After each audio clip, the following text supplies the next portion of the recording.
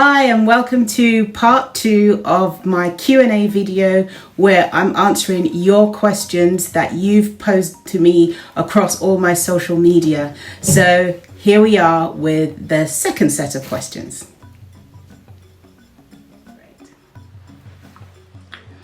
Who is your favorite YouTuber and why? Oh wow, I can't pick one. I've got so many that I like. So I don't have one favorite, I have a number of favorites that I watch. Let me think. Maisley, so Alina Mays and Joseph Lee, African American lady who's married to a Korean man and they've got like 7 or 8 kids. And it's about their family life. It's really inspiring. She's a mathematician and he's a videographer. So yeah, I love watching their channel. When I came across it, they'd already been established for some time. So what I did is I went back to start watching it from the very beginning of all the videos that they watched. So I'm up to date. Every single video she's put out, I've watched it now. So yeah, the Maisleys I think are great. Elena, I think you probably Elena Mays. She has a sister called Akiba Mays. She's really good. She's a professional teacher and she now homeschools her kids and does tuitions online to helping people to homeschool their kids or how to teach your kids to read and do maths and things like that. She's really good. I love her videos. They're really inspirational. The Mays sisters are very intelligent and they have I think there's 3 of them. There's another one who does something with writing. I think she has a kids book. So yeah, the Mays sisters, I love their videos. I love their YouTube channels. I also like the Wilders.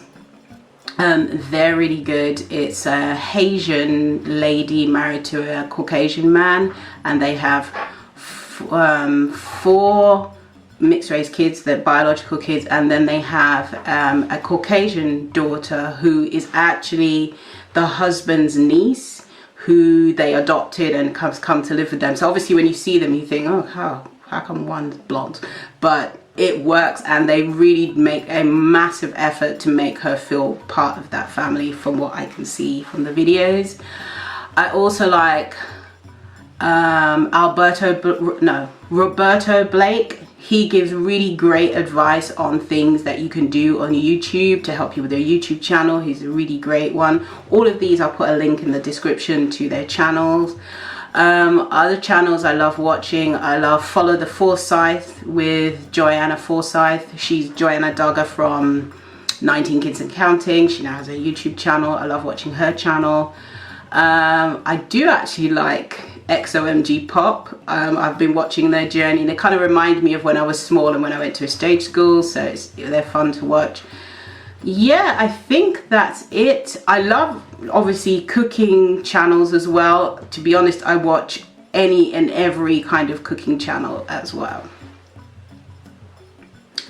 Looking back, what would you do differently?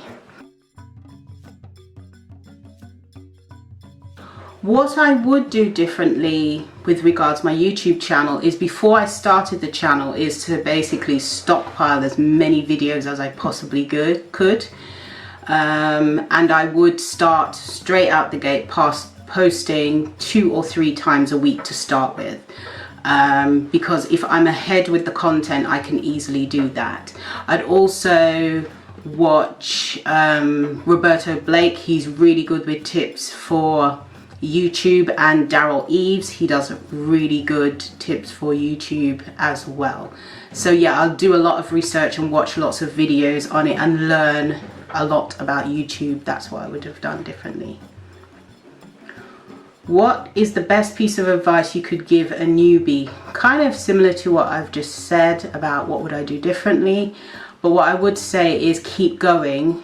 Learn how to do the titles, learn how to do the thumbnail, start off with whatever you have and just learn and grow as quickly as possible. What is your favorite thing about doing this? My favorite thing about doing YouTube is helping people. So I get lots of nice comments of people saying, oh, thank you for this video, this was a really delicious recipe, or thank you for this tip, this was really helpful, or I've been looking for a recipe like this and I couldn't find one, this one is a really good one. Those are really great. The other thing I love about this is I get invited to press events, and that is amazing. I love going to different press events, it's great. And yeah, when you go to them it's really fun. So yeah. What's your least favorite thing about doing this? My least favorite thing about doing YouTube is editing. Now I can edit. I use Filmora Wondershare. It's not too difficult to use. It's actually quite user-friendly, and there's a million videos on how to use all aspects of Filmora Wondershare on YouTube. But the editing is so time consuming, and it's a lot to do with how you film as well. So I'm kind of learning how to film differently, so I'm not having to edit so much. So yeah, editing is my least favorite bit, but yeah, there's nothing that you're going to do where you're going to love every single aspect. There's always a bit of it that you're not going to like as much. Why do you think it's worth going into online videos with all the people already doing it? I don't think too much in that direction. I just think if you have something you want to say and you want to do with regards to online videos, that you want to help people, or you just want to put out content, just go ahead, just learn and grow and take it from there. Yes, there's a lot of people doing it, but there's a lot of people doing a lot of things. So I don't think that's necessarily a reason to not do it personally. Have you ever had any setbacks, and if so, what were some of them? Setbacks. With regards to YouTube, not really. Sometimes the setbacks for me is time. So a few weeks ago I was filming in Thailand. I was in Thailand for 3 weeks, and basically it was quite a hectic schedule to start with. The final week wasn't, but the first 2 weeks were quite hectic.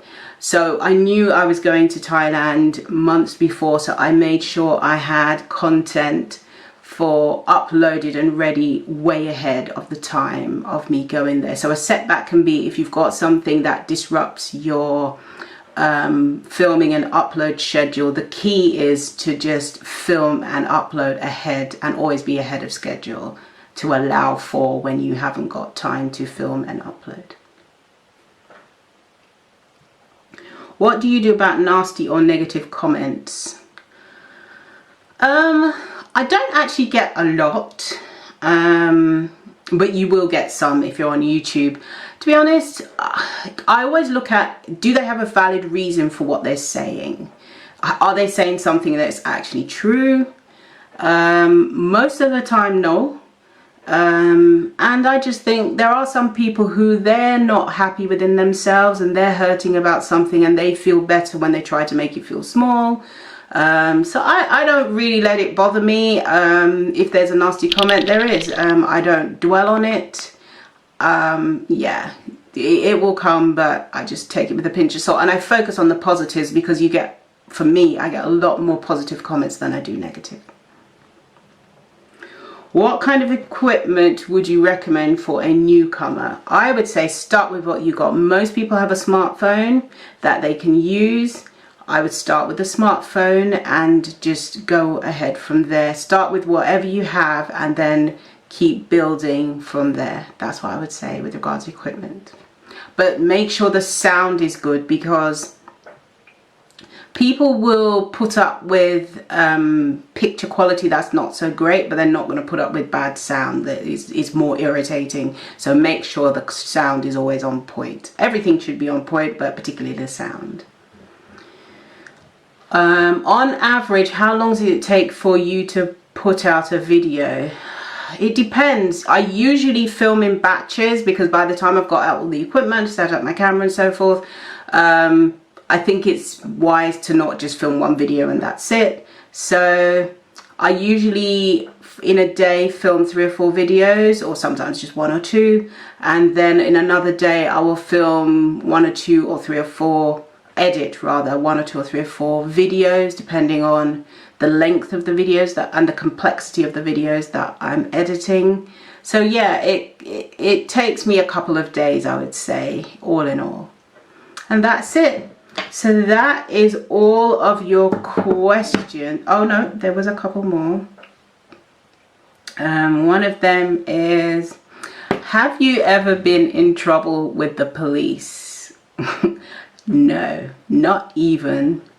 I've had a parking ticket once and that's it. So no, nothing to do with the police ever. And what's this other one? Have you ever tried drugs? Nope. I've never even tried a cigarette. I've never smoked and I've never drunk in my life. That's how I was brought up, and as an adult I've maintained that principle. So no, I've never smoked and I've never had alcohol in my life either. What's the last one? Smoking. Do you smoke? No, I don't.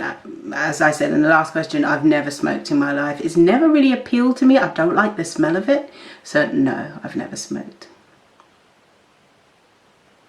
And I think, yeah, that's it for all the questions that you have for me at the moment. If you have any more questions for me, comment them in the comment section below and I'll be more than happy to do another video. I will do another video, but comment them in the comment section below and I'll be happy to answer your questions in the comment that you put in the comment section below. I'll do a video where whatever the question, I promise I will answer it. So do your worst or do your best, whatever question you want to ask, put it in the comment section below. I promise I will answer it. Yeah.